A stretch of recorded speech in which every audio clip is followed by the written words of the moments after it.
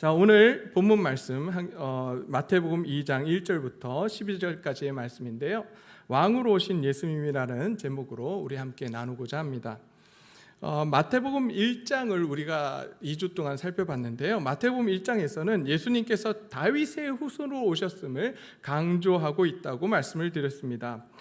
계보를 통해서 그리고 요셉의 그 정언을 통해서 예수님께서 다윗의 후손으로 오셨음을 마태는 계속해서 강조하고 있었습니다. 마태복음 2장으로 넘어가면 마태는 이제 예수님께서 왕으로 오셨다는 사실을 강조하기 시작합니다. 그 첫 번째 이야기가 바로 동방 박사들의 경배의 이야기입니다. 그리고 두 번째로는 출신지의 설명을 하면서 예수님께서 왕으로 이스라엘의 왕으로 오셨음을 말씀해 주고 있습니다. 그래서 사복음서를 강조하는 사복음서에서 예수님의 모습을 강조하는 것들을 볼 수 있는데요. PPT 하나 띄워주시겠습니까? 보시면 마태복음, 마태, 마가, 누가, 요한 복음은 다 다른 모습으로 지금 예수님을 강조하고 있는데요. 첫 번째 마태복음은 왕으로 오신 예수님을 강조하고 있습니다. 마가복음은 종으로 오신 예수님을 강조하고 있고요. 그 누가복음은 인자로 오신 예수님을 강조하고 있습니다. 마지막으로 요한복음에 가면 하나님의 아들이신 예수님에 대해서 강조를 하고 있습니다. 이렇게 마태복음은 왕으로 오신 예수님을 강조하고 있는 그러한 복음서입니다. 자, 그렇다면 오늘 본문 말씀으로 돌아와서 이제 본문 말씀의 이야기를 한번 해보고자 합니다. 오늘 본문은 우리가 잘 알고 있는 그러한 내용입니다. 아마 성탄절이 되면 아마 이 연극도 참 많이 했던 것 같아요. 동방박사 세 사람 이 연극도 하고 많이 그랬는데요. 우리가 알고 있는 내용은 이렇습니다. PPT 두 번째 띄워주십시오. 여기 보면 그림을 보면 동방박사 세 사람이 낙타를 타고 갑니다. 동방박사 세 사람이 낙타를 타고 유대 베들레헴에 와서 마국간에서 누워 계신 아기 예수님을 경배합니다. 세 번째 슬라이드 띄워주세요. 이렇게 마국간에서 예수님을 경배합니다. 그리고 예수님께 황금과 유향과 모략을 예물로 드립니다.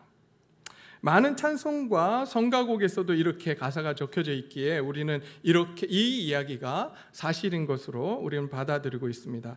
오늘 우리는 이 본문 말씀을 통해서 우리가 알고 있는 사실이 정확한 것인지 한번 확인하는 오늘 귀한 시간이 되기를 소원합니다.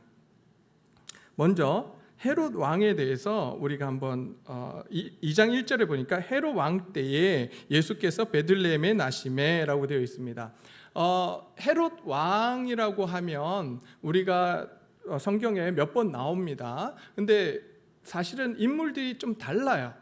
근데 그 정확하게 예전 성경에서는 정확하게 표현을 안 해서 많이 헷갈렸는데요.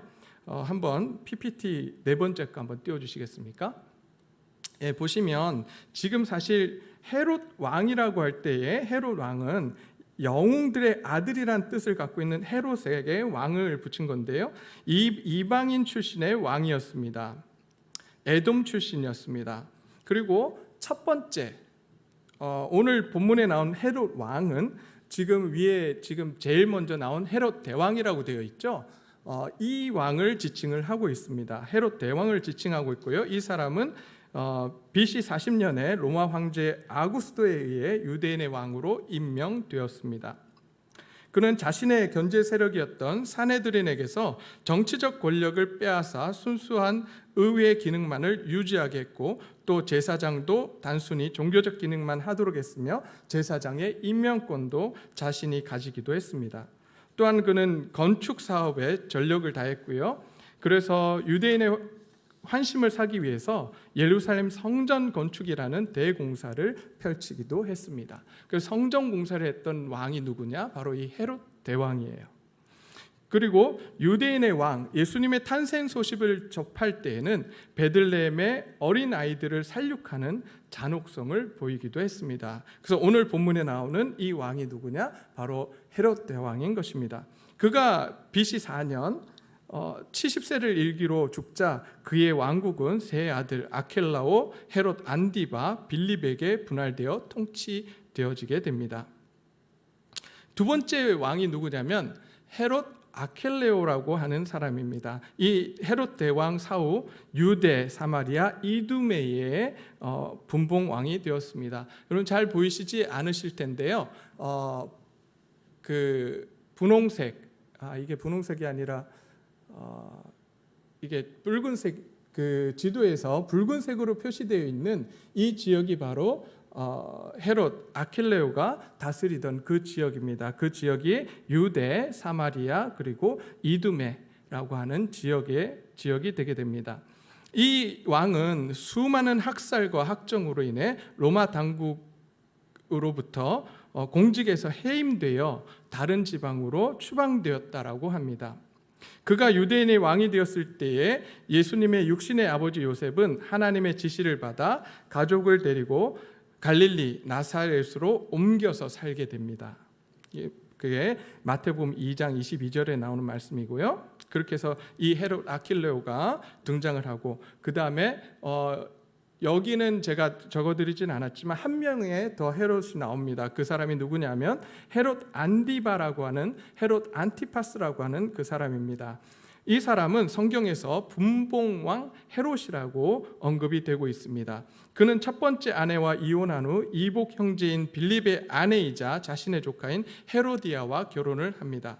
이를 비난하는 침례 요한을 살해했고요. 예수님으로부터 여우라고 불렸던 그러한 사람입니다. 그는 로마 총독 빌라도에게서 재판을 받고 넘겨진 예수님을 신문했고 예수님을 희롱한 후 빌라도에게 다시 넘겨준 사람입니다. 이렇게 헤롯이라고 하는 이 왕은 여러 명이 성경에 등장을 하고 있습니다. 자, 그래서 헤롯 대왕이 다스리던 그때에 예수님께서 베들레헴에서 나심에 동방으로부터 박사들이 예루살렘에 이르렀다라고 말씀하고 있습니다. 다섯 번째 슬라이드 한번 띄워주시겠습니까? 자, 여기서 동방이라고 하는 곳은 어디냐 하면 바로 팔레스타인 동쪽에 위치한 바벨론, 페르시아, 아라비아로 추정을 하고 있습니다. 여기서 박사들이라고 하는 사람들은 누구냐 하면 팔레스타인 동쪽에서부터 온 이방 출신의 별을 연구하는 점성술가다라고 합니다. 특별히 이 사람들은 천문학, 점성술에 능한 신관들이라고 합니다. 당시 신관들은 굉장히 높은 직분으로 파워가 대단했습니다. 이방 신관 곧 제사장들은 파워와 권력과 부를 가진 특권 계층이었습니다. 따라서 이 신관들의 행렬은 단지 아까 우리가 봤던 세 명의 낙타를 타고 있는 그런 박사가 아니었습니다. 슬라이드 잠깐 하나 넘어가시겠습니까?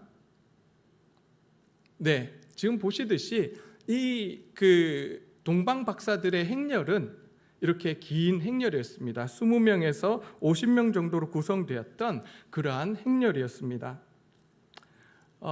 다시 앞으로 넘어가겠습니다. 네.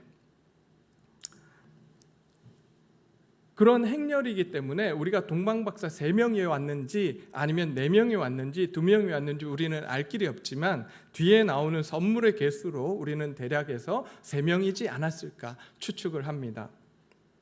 이 동방박사들이 예수님을 만난 시점은 예수님의 탄생 이후 약 100일 정도 이후라고 우리는 이야기합니다. 왜냐하면 별이 나타난 이후에 이 여정을 시작을 했는데 이들이 한 여정은 지도에서 보시다시피 바벨로니아나 아니면 그 밑에 있는 아라비아나 저 오른쪽 끝에 있는 그 페르시아나 굉장히 멀었습니다. 그래서 대략 키로수로 살펴보면 1300에서 1600km 정도가 된다고 합니다. 그러면 그 당시에는 낙타를 타고 차가 없었기 때문에 비행기나 차나 이런 교통수단이 안 좋았기 때문에 걸어가거나 아니면은 다른 낙타를 타고 갔기 때문에 대략 석 달 정도의 시간이 걸렸다라고 이야기합니다. 네, 이제 내려주세요. 그런 동방에서 박사들이 긴 여정과 그리고 많은 사람들을 데리고 어디에 들어갔냐면 예루살렘에 이르렀습니다. 그런데 궁금해요. 왜 베들레헴이 아니라 예루살렘으로 동방박사들은 갔을까요? 지금 별이 인도를 했다라고 합니다. 그리고 그 별을 보면서 따라왔어요. 그럼 나중에 이제 본문 말씀을 보게 되면 헤롯 왕궁에서 나왔을 때 별이 다시 그들을 인도해서 베들레헴으로 이렇게 인도해 줍니다. 그러면 당연히 베들레헴으로 먼저 갔어야 하는데 왜 예루살렘에 이 박사들은 예루살렘으로 갔을까요? 아마 이 박사들은, 이 신관들은 당연히 유대의 왕이 태어났기 때문에 그 당시 수도였던 예루살렘에서 왕이 태어났을 것이라고 생각했을 것입니다. 왕의 가문에서 왕자가 태어났을 것이다 생각을 하고 예루살렘으로 들어갔을 것입니다. 그런데 이들이 예루살렘에 가서 이렇게 묻자 헤롯 왕과 온 예루살렘이 당황했다라고 기록을 하고 있습니다. 본문 3절에 이렇게 이야기합니다. 헤롯 왕과 온 예루살렘이 듣고 소동한지라. 난리가 났어요. 무슨 일인지 난리가 났습니다. 왜냐하면 박사들이 이렇게 물었기 때문입니다. 유대인의 왕으로 나신 이가 어디 계시냐? 우리가 동방에서부터 그의 별을 보고 경배하러 왔노라라고 했기 때문입니다. 헤롯이 자기가 왕인데 도대체 누가 다시 내 왕자리를 뺏기 위해서 태어났단 말인가? 이렇게 아마 자기 자신의 왕위를 걱정하며 또한 당황스럽게 그들을 맞이했을 것입니다. 그러면서도 이 헤롯은 4절에 보니까 모든 대제사장과 백성들의 서기관들을 모아 그리스도가 어디서 나겠느냐라고 물어봅니다. 그러자 그들이 유다 베들레헴이라고 답을 합니다. 그 베들레헴이라고 하는 것을 알게 되고 이제 신관들에게, 동방박사들에게 베들레헴에서 왕이 나셨다라고 이야기를 해줍니다. 그러면서 이 박사들을 조용히 불러서 이렇게 이야기를 합니다. 베들레헴 별이 나타난 때를 자세히 묻고, 그리고 8절에 베들레헴으로 보내며 이르되 가서 아기에 대해서 자세히 알아보고 찾거든 내게 고하여 나도 가서 그에게 경배하게 하라라고 부탁을 합니다. 사실 이 부탁은 무엇을 위한 것이었냐면 자기의 왕위를 위협하는 그 아기를 제거하기 위해서 이렇게 부탁을 합니다.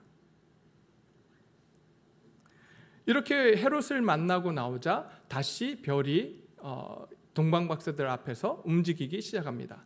그리고 그 별은 베들레헴에 있는 아기가 있는 곳 위에 머물러 섭니다. 그러자 동방박사들이 크게 기뻐하고 기뻐했다라고 10절에 기록을 하고 있습니다. 근데 그 다음 구절 11절이 좀 이상해요. 저는 11절을 읽으면서 깜짝 놀랐습니다. 왜냐하면 지금 11절 제가 읽겠습니다. 집에 들어가 아기와 그의 어머니 마리아가 함께 있는 것을 보고 엎드려 아기께 경배하고 라고 되어 있습니다. 어디로 들어갔다고 되어 있죠? 집으로 들어갔습니다. 자, 우리는 아기 예수님이 태어나셨을 때 어디서 태어났다고 알고 있습니까? 마구간이에요. 근데 오늘 본문은 집에 들어갔다라고 지금 말씀을 해주고 있습니다. 아까 제가 그 동방박사, 우리가 알고 있는 동방박사에 대한 그림 보여드렸잖아요. 동방박사들이 어디에 가서 경배하죠? 마구간에 가서 경배했어요. 사실 그게 아니란 이야기입니다. 오늘 말씀을 보면 집에 들어갔다라고 되어 있어요. 이 이야기는 무엇을 보여주고 있냐면 지금 동방박사들이 예수님을 찾아가서 경배한 시점이 예수님이 탄생한 그날이 아니라는 거예요. 벌써 시간이 많이 흘렀다라고 하는 것을 오늘 본문은 보여주고 있습니다. 왜 그런가? 첫 번째 이유가 뭐냐면 바로 별이 나타난 이후에 동방박사들의 여정이 3개월이나 걸렸기 때문입니다. 두 번째는 헤롯 대왕이 베들레헴에 아이를 죽이려고 할 때 2살 이하의 아이를 다 죽여버립니다. 이 두 가지 사실을 놓고 볼 때 지금 동방박사들이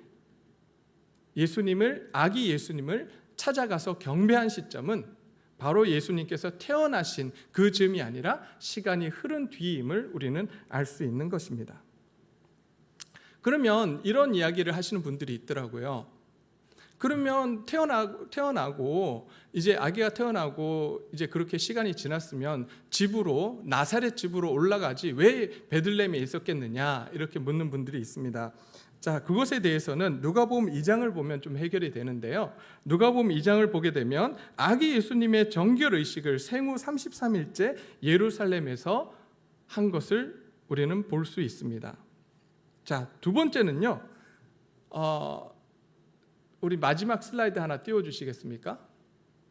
여기 보시면 예루살렘에서부터 베들레헴까지는 7.2km밖에 안 됩니다.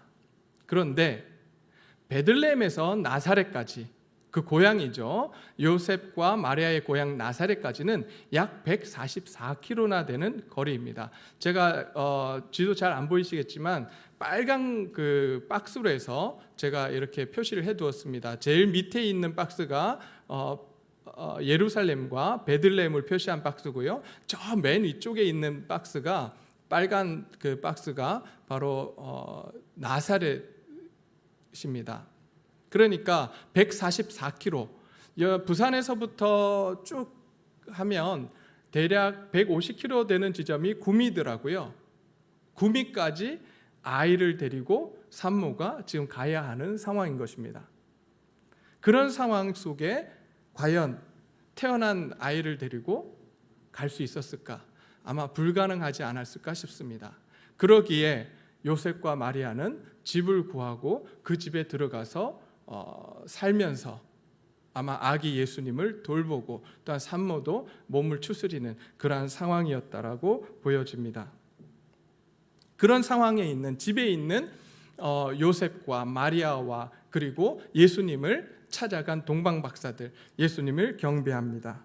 그리고 예물로 황금과 유향과 몰약을 드린 것입니다. 이제 그들이 밤이 되자 그들 꿈에, 동방박사들의 꿈에 하나님이 나타나셔서 헤롯에게 돌아가지 말라는 지시를 합니다. 그리고 그들은 다른 길로 자신들의 나라에 고국으로 돌아가게 됩니다. 우리가 이 단순한 이 말씀을 들으면서 저는 한 가지 궁금한 점이 생겼어요. 그게 뭐냐면, 여러분, 이 당시 예수님이 태어나던 이 당시는 많은 유대인들이 메시아를 기다리고 있었습니다. 메시아 대망 사상이라고 해서 메시아가 어서 오시기를 기대하며 모든 사람들이 하나님 앞에서 기도하고 기대하며 살아가고 있던 그 시대입니다. 그런데 오늘 본문 말씀을 살펴보았지만 동방박사들이 예수님을 경배하러 가는 그 순간 예루살렘에 아무도 따라가지 않습니다.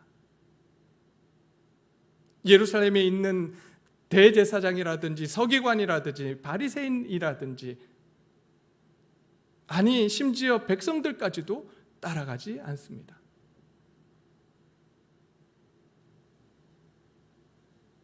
예수님께서 예언대로 베들레헴에서 태어나셨음에도 불구하고 아무런 반응이 없었던 것입니다. 심지어 예수님께서 태어나신 지 3개월이 지난 시점임에도 불구하고 사람들은 메시아가 태어났다는 사실조차 알지 못했던 것입니다. 얼마나 이 상황이 답답했던지 하나님께서 이방의 신관들, 이방의 점성술사들을 들어서 그것을 알리십니다. 이 땅 가운데 유대인의 왕이 태어났다. 너희가 기다리던 그 메시아가 태어났다라고 말씀하십니다. 그럼에도 불구하고 사람들은 그 행렬에, 경배하러 가는 그 행렬에, 아까 지도에서 보여드렸지만 예루살렘에서 베들레헴까지는 멀지 않아요. 7.4km밖에 되지 않습니다. 그 길을 따라가지 않습니다. 왜 따라가지 않았을까요? 왜 그들은 이 땅에 메시아가 오셨음을 알지 못했던 것일까요? 그것은 바로 그들이 가지고 있었던 고정관념, 고정된 틀 때문에 그랬습니다.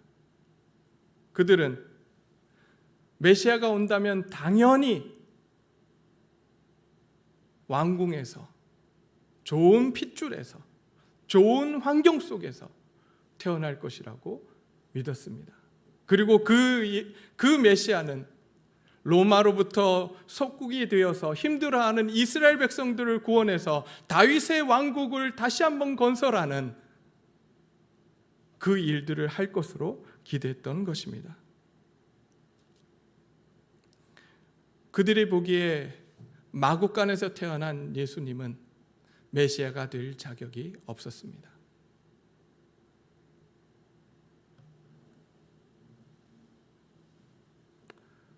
출신은 다윗의 후손이었지만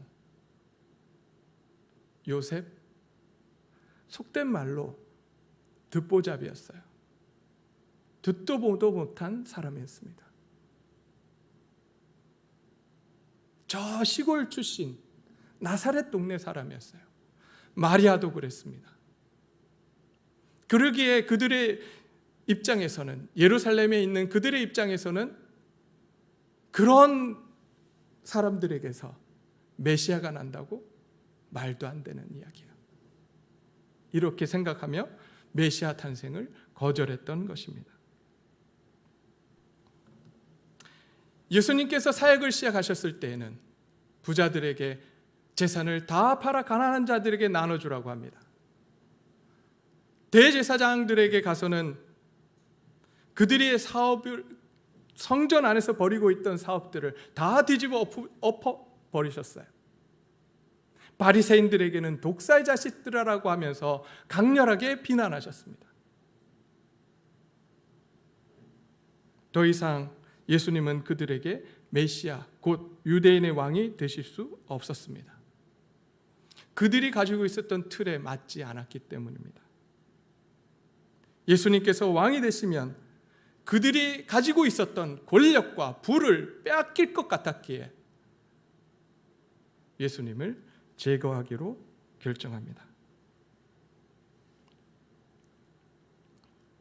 2000년 전 예수님께서 이 땅에 오셨습니다. 그러나 사람들은 예수님의 오심을 알지 못했습니다.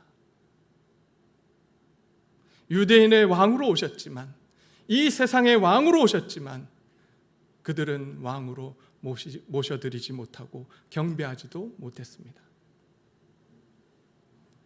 우리는 어떻습니까? 우리는 정말 2000년 전에 오신 예수님을 우리는 경배하고 있습니까? 혹시 우리는 지금 요술 램프에 들어있는 지니와 같은 하나님을 만들어 놓고 내 소원을 들어달라고 간구하고 있지는 않습니까? 예수님이 이 세상에 왕으로 오셨습니다. 동방박사의 입으로 고백한 것처럼 유대인의 왕으로, 이 세상의 왕으로 오셨습니다. 이제 우리는 예수님을 우리의 왕으로, 우리의 주인으로 모시고 살아야 할 것입니다. 그렇다면 이제 예수님을 주인으로 모시고 왕으로 모시고 산다는 것은 도대체 어떤 것입니까? 우리 많이 찬양합니다. 예수님은 나의 주님이십니다라고 고백하고 예수님은 나의 왕이십니다라고 고백합니다. 그리고 기도 속에 주여 예수님은 나의 주인이십니다라고 우리는 계속해서 고백합니다. 근데 우리의 삶은 도대체 어떻습니까?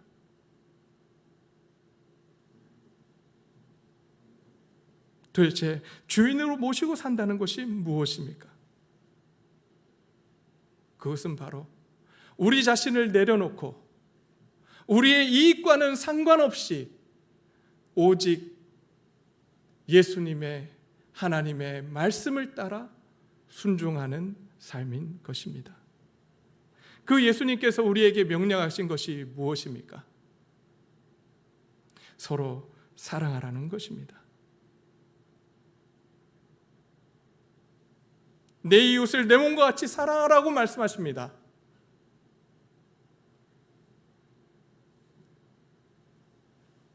오늘 우리가 예수님을 2000년 전에 태어나신 예수님을 우리의 왕으로 모시고 살아간다면 이제 주님께서 명령하신 그 명령을 우리가 잘 감당하기를 소원합니다.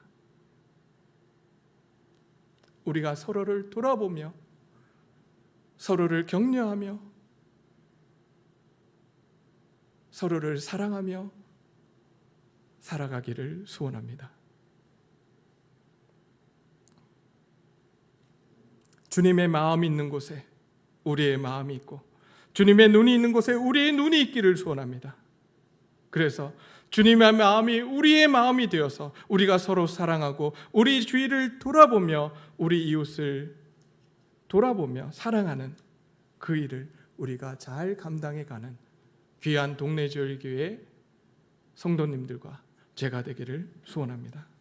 마지막으로 기사 하나를 읽어드리고 마치도록 하겠습니다. 얼마 전에 이런 기사가 났습니다. 엄마는 고독사를 하고 노숙자가 된 장애 아들이라는 기사였습니다. 복지 사각지대에 놓여 생활고에 시달리던 60대 여성이 사망한 지 5개월 후에 뒤늦게 발견되었다고 합니다. 장애가 있는 30대 아들도 노숙하던 중에 발견되었다고 합니다. 이분의 죽음은 민간사회복지사 A씨에 의해 알려졌다고 합니다. A씨는 지난달 이수역 인근에서 노숙하던 최씨를 발견해 보호하던 중 그로부터 어머니의 사망 사실을 듣고 신고했다고 합니다. 최씨는 어머니의 임종을 지켜보고 한참 동안 곁을 지키다가 가을쯤부터 노숙을 해온 것으로 알려졌습니다.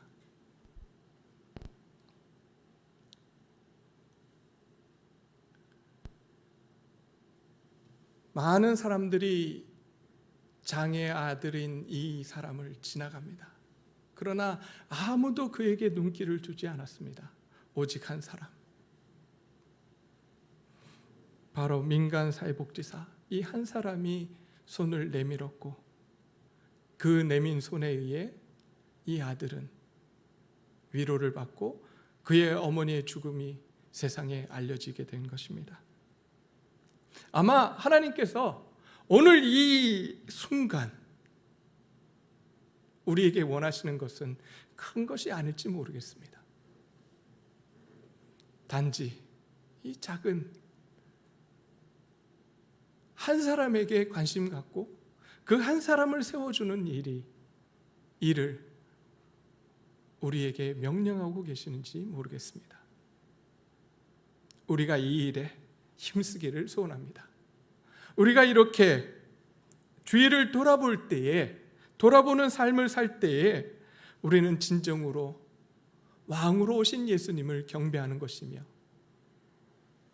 왕으로 오신 그 예수님을 예배하는 그러한 삶이 될 것입니다. 이 시간 우리 함께 기도하기를 소원합니다.